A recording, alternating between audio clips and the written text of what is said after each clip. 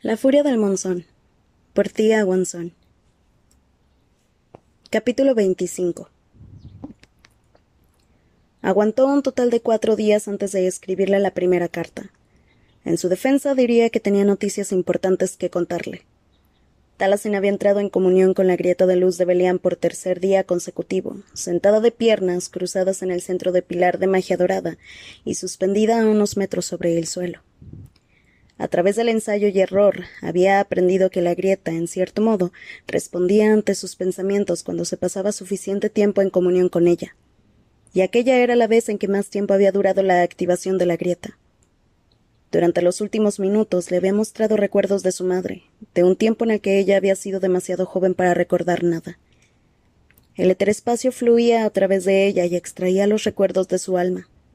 Cada vez que una de las imágenes comenzaba a desvanecerse, Taliesin se aferraba a los hilos de luz que las conformaban y las obligaba a guiarla hacia la siguiente.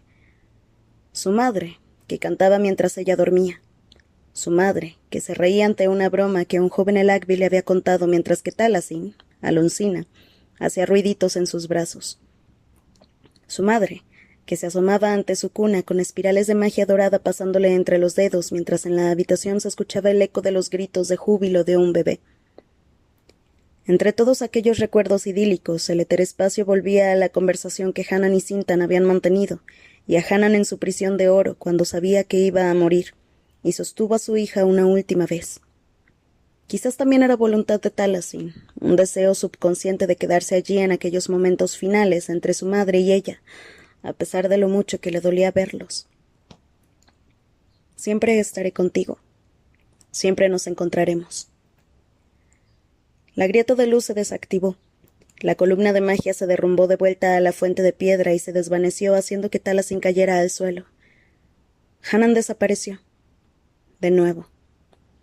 Taliesin gritó. El sonido retumbó a través de las ruinas, espantando a los pájaros que había posados en las ramas de los árboles ancestrales. Mientras alzaban el vuelo a su alrededor, Taliesin volvió a tratar de conectar con el éter en lo más profundo de su alma, desesperada por ver de nuevo a su madre, desesperada por aferrarse a un amor que jamás había conocido. El fulgor le invadió la vista.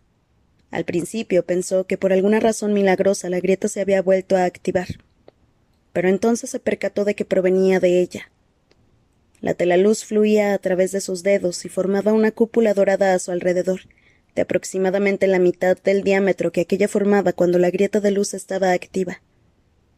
Pero era la mayor creación mágica que Taliesin había conseguido tejer hasta el momento, y tenía una forma sólida. No se rompió ni estalló con un resplandor hacia el cielo. Estaba controlada. Ella la controlaba. Por fin entendió cómo hacerlo. En su anhelo por ver a su madre, había navegado por la corriente del eterespacio y había extraído la conexión con el pasado. Quizás era solo una ilusión, pero casi podía sentir a Hanan y Bralis guiándola. Casi podía escuchar una voz que quizá pertenecía a Hanan. Así es como construimos un muro.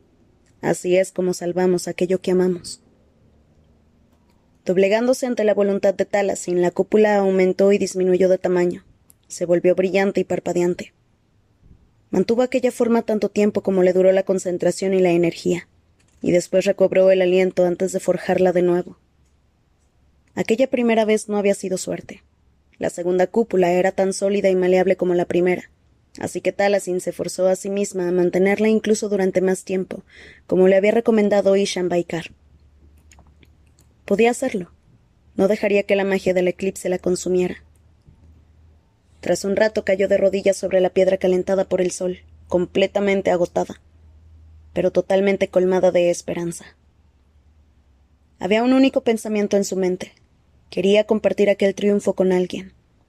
Quería compartirlo con Alaric. No lo echaba de menos, por supuesto que no, pero era el único que podría comprender aquella hazaña. Quizás si estuviese allí con ella la miraría con esa fugaz sonrisilla de medio lado.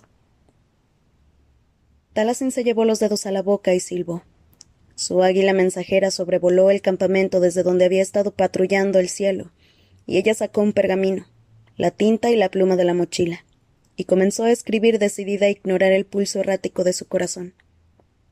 No es nada, se dijo a sí misma una y otra vez. En los límites de la ciudadela, entre las puertas de obsidiana y la llanura yerma, unas densas volutas de magia de sombras atravesaron el aire. La grieta no estaba activa. Toda aquella energía pura y chirriante provenía del emperador de la noche, quien se encontraba en el centro de un anillo protector de obscuridad que se alzaba, descendía y fluía como si estuviera hecho de fuego negro. El anillo soportó de forma enérgica los ataques que le lanzaban por todas partes una docena de legionarios, que gruñían y hacían saltar chispas plateadas cada vez que una de sus armas de sombra chocaba contra él. Comenzaban a fallarle las fuerzas a Alaric. Llevaban con aquel ejercicio casi 1 hora, lo cual era mucho más tiempo que en las anteriores sesiones. Pero aún no era suficiente. Mantuvo la mirada fija sobre el reloj que había en el suelo árido, a sus pies. Solo un poco más. Una gran hacha de aspecto terrible penetró el anillo. Nissen, la portadora, apuntó con ella hacia la cabeza de Alaric, que evadió el golpe hacia un lado mientras destruía la barrera con un sonido de frustración. El hacha y el resto de las armas que lo rodeaban se desvanecieron al mismo tiempo, y el campo de entrenamiento gris se quedó en silencio una vez más. Alaric ordenó de forma brusca a sus legionarios que volvieran a la ciudadela. Ellos obedecieron y marcharon de forma ordenada hacia las altas puertas. Nissen le dirigió una sonrisilla triunfal por encima del hombro. Muy pronto tan solo quedaron Alaric y Sebraim a las afueras de la muralla, bajo la atenta mirada de los centinelas apostados sobre ella. Alaric se cruzó de brazos y miró al otro hombre con una ceja arqueada. ¿Por qué sigues aquí? Solo quería decirte que ninguno de nosotros podría haberlo hecho mejor, respondió Sebraim en voz baja. Y probablemente no pasaría nada si descansaras un poco. Ninguno de ustedes carga con el destino de civilizaciones enteras sobre los hombros, le contestó Alaric. Por la razón que sea, esa carga ha caído sobre mí. Ya descansaré tras la obscuridad de las lunas ausentes. Sebraim puso una mueca. Si regresamos a Nenavar con aspecto de no poder mantenerte en pie y no tienes suficientes fuerzas como para frenar el vacío voraz, tu esposa... No vamos a regresar a Nenavar, lo corrigió Alaric. Los demás legionarios y tú se quedarán aquí para ayudar con las labores de evacuación. La noche de la obscuridad estarán todos a bordo de las naves en dirección al norte, lejos del radio de efecto. Sebraim palideció. No puedo dejarte ir solo. No te estoy pidiendo permiso. Es una orden. Pero... Alaric alzó la mano de forma autoritaria. Era una orden de silencio que rara vez usaba con Sebraim, por lo que el otro dejó de hablar enseguida, aunque disconforme con ello. Si Talasin y yo no lo conseguimos, dijo Alaric, aún existe la posibilidad de que los demás quesacenses y tú puedan sobrevivir. Si es así, te necesito junto a mi padre para convencerlo de que no se entregue a la guerra o tome decisiones precipitadas. Necesito que lo ayudes a concentrarse en rehabilitar el continente después de que la magia mortífera lo barra. El regente no me hará caso a mí. Sebraim parecía ofendido. Aún me ve como el iniciado que organizó una fiesta en los barracones y emborrachó a todos la noche anterior a prestar juramento. Tendrás que intentarlo, dijo Alaric en un tono firme. Si no consigo regresar del dominio, este será el último favor que te pido. El legionario miró fijamente a Alaric, afligido. Alaric sintió que una mezcla de emociones se alzaba en su interior, pero se aclaró la garganta para tratar de apartarlas a un lado.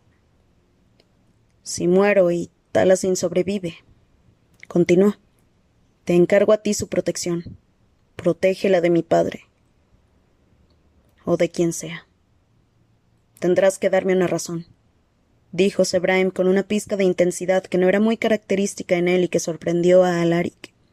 Creo que merezco al menos eso. Me pides que te abandone, que abandone a mi comandante, a mi amigo, y que siga cumpliendo tus órdenes si mueres.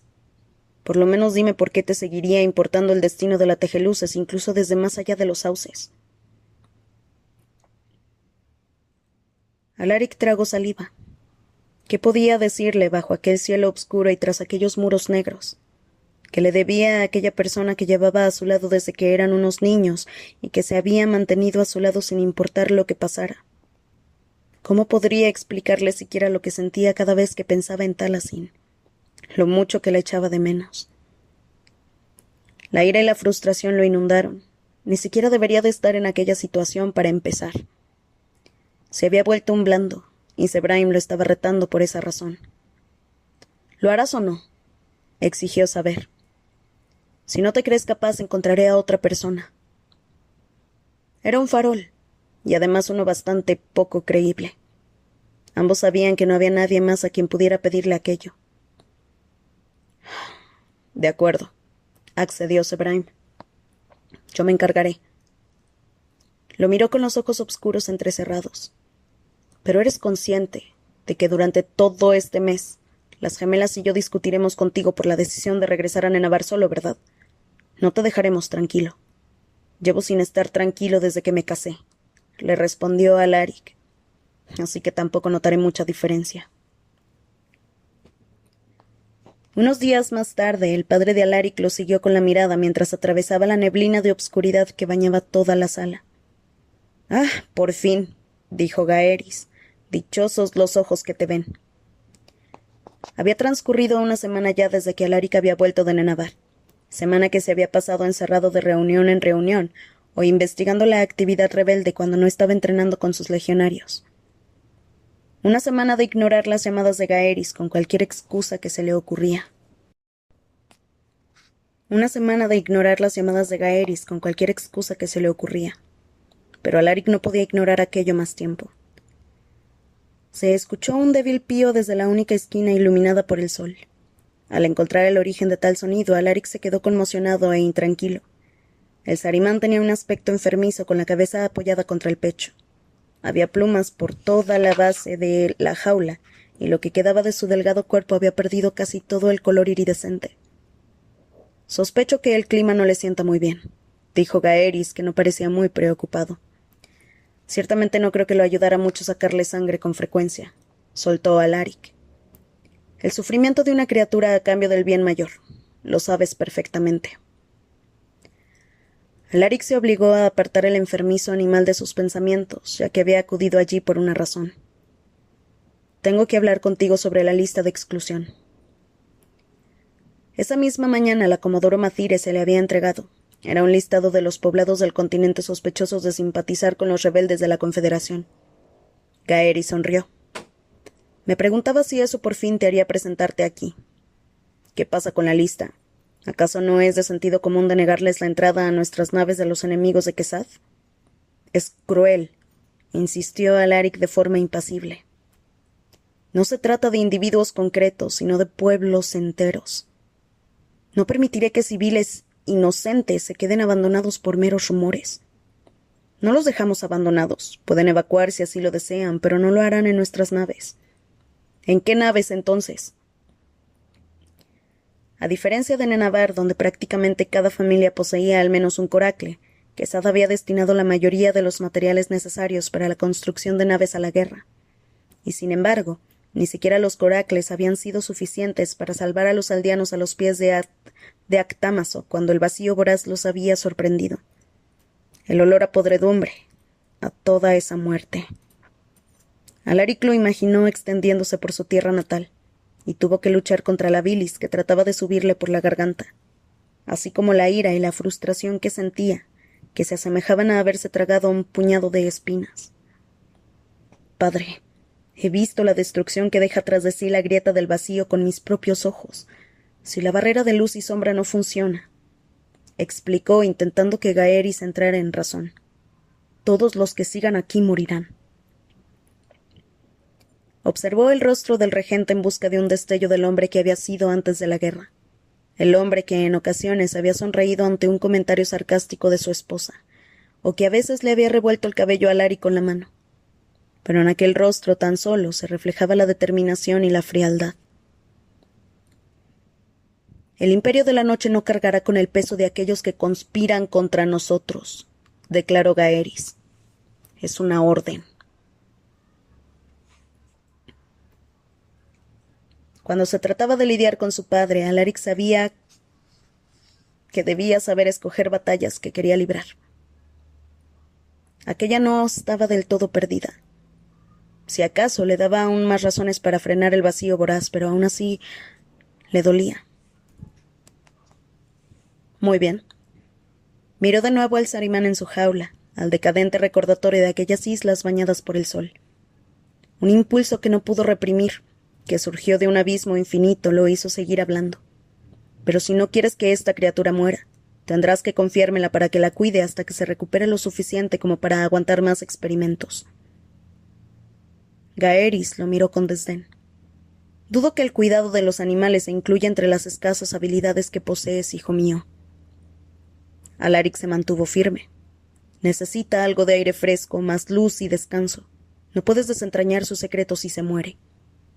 Quizás sí pueda, caviló Gaeris. Hemos hecho todas las pruebas posibles con sus plumas y su sangre. Quizás la clave esté en los huesos. ¿O en el corazón? No. El pozo umbrío rugió a través de Alaric y le destellaron los ojos de color plata. Pero enseguida se obligó a hablar de forma más calmada mientras el regente lo miraba fijamente. Padre, no desaproveches al Sarimán igual que los rebeldes ardovianos malgastaron su nave de tormenta. No lo reduzcas todo a cenizas antes del desenlace final. Era otra manera de tratar de ganar tiempo. Aguantó la respiración hasta que Gaeris asintió con la cabeza de forma comedida. Como desees. Pero si el ave acaba muriendo a pesar de tus esfuerzos, la culpa recaerá sobre ti. Por supuesto, murmuró Alaric. Mientras salía de la sala de su padre, pensó que casi había sido demasiado fácil. Gaeris nunca se echaba atrás una vez que decidía algo, pero quizás sus encantadores realmente se habían quedado sin ideas. Alaric esperó que fuera esa la razón, ya que al menos por el momento había conseguido lo que quería. Así fue como se encontró aquella tarde en sus aposentos, cara a cara con el Sarimán que le devolvía la mirada. Había ordenado que dejaran la jaula junto a la ventana y el ave estiró el cuello pelado en dirección al sol, mientras vigilaba a Alaric con sus ojillos de color cobrizo. ¿Y ahora qué? Imaginó que le preguntaba el Sarimán. No tengo ni idea, le respondió en voz alta. Entonces se dirigió hasta su escritorio para responder la carta de Taliesin que había llegado el día anterior. Las preparaciones ante el eclipse lunar séptuple estaban ya en marcha en todo el archipiélago del dominio. Actámaso, que hervía con una regularidad que cada vez aumentaba más, con la magia mortal siendo escupida hacia arriba desde el cráter y derramándose por sus empinadas laderas. Acompañados del latir de color amatista que iluminaba el cielo a kilómetros de distancia, los nenavarenos recogían sus cosas y cargaban sus naves, con tantos suministros como podían llevar a bordo. Se recogió todo el grano y las semillas posibles de los campos y huertos para poder plantarlos en caso de que los barcos regresaran a una tierra yerma. Los granjeros escogieron a sus mejores animales y los acostumbraron a vivir a bordo, tanto en la cubierta como en la bodega de carga de las naves. El resto tendrían que quedarse atrás. Taliesin ayudaba en todo lo que podía. Preparar llantas resultó ser un proceso lento que les llevaría semanas enteras, pero en ocasiones conseguía escabullirse. Iba a Belian para entrar en común con la Telaluz y asegurarse de que su magia era tan fuerte como fuese posible en la noche del eclipse. También iba a Skaya a visitar a su familia y disfrutar de aquellos momentos como si fuesen los últimos, solo por si acaso resultaba que al final sí lo fueran. También se escapaba a la privacidad de sus aposentos, donde le escribía cartas a Alaric. Y esa noche se había escabullido en dirección a Ojo de Dios de las Tormentas, acompañada de Suracuel Mantes. Había insistido en acompañarla al campamento sardoviano en aquella ocasión. Entonces, dijo mientras pasaba entre los espesos manglares, ¿en qué fase de apuñalar a su marido mientras duerme a su lado estamos, la chisca? Baja la voz, le espetó Taliesin. La Lachisca no debería estar aquí, ¿recuerdas? ¿Cómo es? No es como si hubiese nadie patrullando, señaló Suracuel. Todos los soldados están ocupados con las labores de evacuación. No me sorprendería si los mismísimos saltarines de fango fueran a informar a su majestad estelar. Suracuel soltó una risa, un destello de dientes blancos y ojos marrones del color del nogal que reflejaron su alegría bajo la luz de la luna. Después se apartó el cabello despeinado de la amplia frente, un gesto que hizo que Taliesin se fijara en el anillo que llevaba en el dedo, grande y plateado, grabado con la misma serpiente que adornaba las velas de su yate. A pesar de que el sello era de la casa Mantel de Villallín, la complicada metalistería era distintiva del Idagat. el dominio de Niama. Bueno, Su Alteza no ha respondido a mi pregunta, insistió Suracuel. ¿Lo apuñalarán inmediatamente después de la obscuridad de las lunas ausentes? Quizás se lo espere, pero quizás deberías preocuparte de tus propias relaciones, le espetó Talasin. El hecho de que le pongas el nombre de la Daya Langsun a tus yates y que ella te regale anillos, pero que no se haya declarado el uno al otro, es algo que no comprendo. Suracuel abrió la boca, pero la cerró enseguida, como si la honestidad de Talasin hubiese destrozado todo su repertorio de réplicas ingeniosas. El silencio se corrompió entre ambos allí en aquella ciénaga. Niama va a casarse con otro hombre, dijo al fin. Un pacto entre su madre y la de él, mantenido en secreto todos estos años, dado que la posibilidad de casarse con un miembro de la casa Langsun es una poderosa herramienta política. Lo anunciarán en cualquier momento. Ah. Talasin tragó saliva. No tenía ni... Suracuel la interrumpió y se encogió de hombros de forma brusca. Así son las cosas. La patria es la cuna de la familia y la familia es donde el deber nace. Eso dice el viejo dicho en Navareno, ¿no es así? ¿Y quién es la Daya Langsun para desobedecer los deseos de su difunta madre? Cada una de sus palabras estaba cargada de resentimiento. A Talasin no se le ocurría absolutamente ninguna respuesta. Por suerte no tuvo que responder, ya que en ese momento salieron al claro y se encontraron cara a cara con Vela, que los esperaba allí. En la distancia la nave de tormenta Nautilus ondeaba con chispas de éter sobre la plataforma. Los paneles de vidrio metal translúcidos estaban encendidos, ya que los constructores trabajaban en las modificaciones de su interior, y se podían ver sus siluetas mientras martillaban e instalaban los corazones de éter y el sistema de círculos ya habían entrado la noche. Cerca había otra nave, una fragata más pequeña en la que también trabajaban. Cargaban los cañones con corazones que brillaban de color amatista con la energía del vacío voraz. Las reservas de magia mortal de Nenabar comienzan a menguar, dijo la almirante. No recibiremos más corazones de vacío hasta después de la obscuridad de las lunas ausentes, cuando vuelva a ser seguro cosecharlos en Actamazok. Buenas tardes también a usted, comentó Suracuel. Vela lo ignoró. Tengo algunas noticias buenas, le dijo a Talasin. El general Bieshima ha logrado forjar una alianza con los señores del fuego de Mitsul. Están dispuestos a enviar 50 buques de guerra y el doble de étermantes. Talasin contuvo un grito ahogado. Mitsul, la tierra de fuego. Una ayuda como esa sería incalculable. Pero había pasado demasiado tiempo bajo el tutelaje de Urduja como para no preguntar ¿qué ganan esto? ¿Qué ganan ellos con esto? Corazones de éter, respondió Suracuel. He estado allí.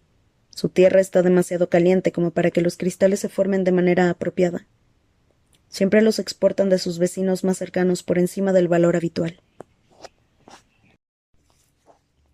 Y deja que lo adivine, dijo Talasin lentamente. Bieshima olvidó mencionar a los señores del fuego que hicimos volar por los aires las minas de la parte sardoviana del continente durante la retirada, y que la mitad quesadense apenas tiene cristales de sobra. Es todo de Quesad ya, respondió Vela. Ese es el problema que tendremos que solucionar primero.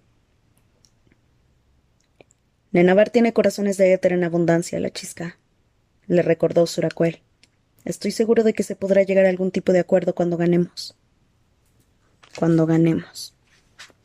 ¿Por qué aquel optimismo iba cargado del presentimiento de un destino aciago? Quizás su intranquilidad provenía de no ser capaz de ver el camino a seguir. Eso no es todo, dijo Vela. Ornang ha accedido a servir como punto intermedio. Son una nación diminuta y no pueden ofrecernos naves ni guerreros, pero nuestros aliados del oeste podrán recargar los corazones de éter y reabastecerse ahí. En cuanto a qué ganan ellos con esto, bueno, tienen a Quesad, peligrosamente cerca. El remanente sardoviano es lo único que se interpone entre ellos y una posible invasión. Suracuel puso los ojos en blanco. Eso es más probable que posible, almirante.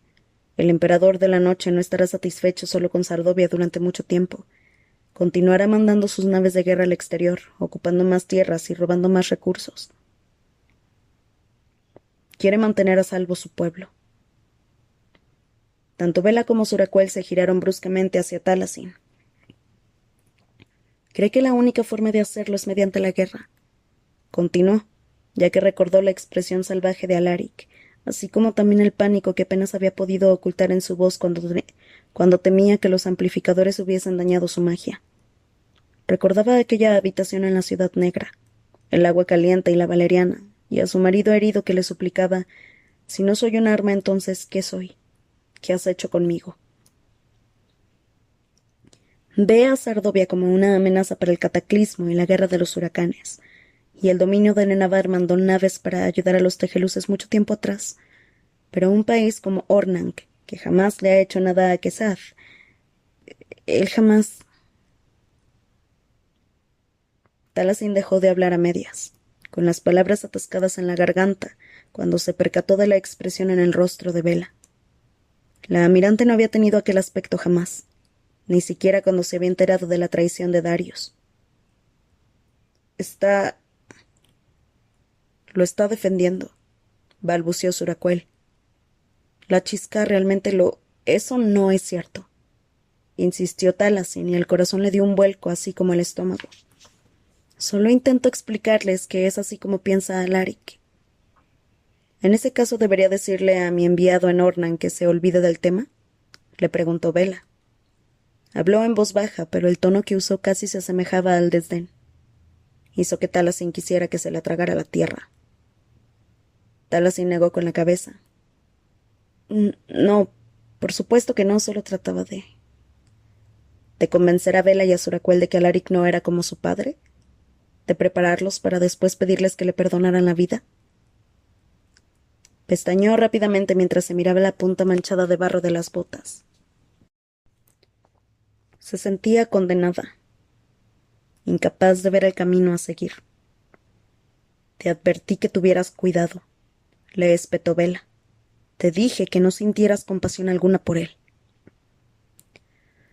La almirante sonaba resentida y asqueada. Sonaba igual que Urduja. En ese momento algo encajó en la cabeza de Talasin. Sus superiores la veían como la tejeluces, la lachisca, la manera que tenían de ganar la guerra y asegurarse el trono. No confiaban en que pudiera tomar sus propias decisiones. Cada vez que se mostraba ligeramente en contra de sus deseos, la trataban como a una niña. Así que tendría que hacerlo por su cuenta. Ya tengo cuidado. Talasin alzó la barbilla y miró a la almirante directamente a los ojos. No le he contado nada a Alaric. ¿Pero cómo crees que se lo tomará el pueblo cuando nuestra rebelión asesine al hombre que salvó a Nenavar y al continente del vacío voraz? En mi opinión, creo que se celebrarán bailes en la calle, respondió de forma irónica Suracuel. ¿Por qué iban a llorar los sardovianos la muerte del emperador de la noche que los aterrorizó? Tras la obscuridad de las lunas ausentes era un héroe a ojos del pueblo, dijo Talasin. Y también habrá que tener en cuenta a Kesad. Son una nación casi tan aislada como Nenavar. Las generaciones más jóvenes, todos ellos, crecieron con la creencia de que el resto del continente actuaba en su contra. Confían en Alaric para su protección.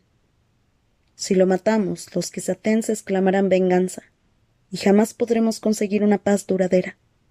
En algún momento, en el futuro, otra guerra dará comienzo. Vela la miraba de forma extraña. Abrió la boca como para decir algo, pero dudó. En ese caso, ¿es esa una de tus condiciones, Talasin?, le preguntó al fin.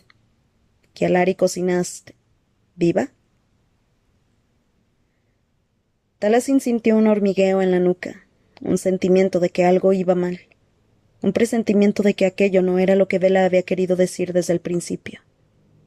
Pero le había hecho una pregunta, así que la respondió. Así es, Amirante. Eres consciente de que él jamás te perdonará, insistió Bella, incluso aunque le perdones la vida. Te advertí sobre ello en una ocasión. Incluso si me odia por ello. Incluso si me ahorcan al final. Si me perdona o no, no me importa. Taliesin sintió que se le partía el corazón en dos al decir aquello en voz alta. Esta es la mejor de las opciones. Bella asintió. En ese caso, veré lo que puedo hacer. Taliesin no se sintió aliviada. Aún no. La Amirante había querido decir algo, pero por alguna razón no lo había hecho. Y Suracuel las miraba a ambas sin poder creérselo mientras negaba con la cabeza. ¿Entiendes lo que quiero decir, no es así? Le preguntó Taliesin. Se quedó paralizado y la mirada se le enfrió. No, no lo entiendo, le dijo de forma monótona. Pero me he unido a la Confederación, así que tendré que confiar en sus decisiones. Se escuchó un chirrido en la distancia, proveniente de uno de los cañones de la Nautilus, que se colocó en posición de disparo. Los trabajadores estaban probando el arma, y Taliesin observó cómo una oleada pura de rayos surgía en dirección al cielo estrellado. Te enviaré mis instrucciones tras la oscuridad de las lunas ausentes, le dijo Bella a Taliesin. Todo deberá estar listo para ese momento. Cuenten conmigo, juró Suracuel, que solo miraba a Bella. El ejército privado de la Casamante se encuentra a disposición de la Confederación Sardoviana. Taliesin no dijo nada. Los rayos volvieron a cargar y partieron el cielo nocturno en fragmentos blancos. La mirada se le llenó de tempestad.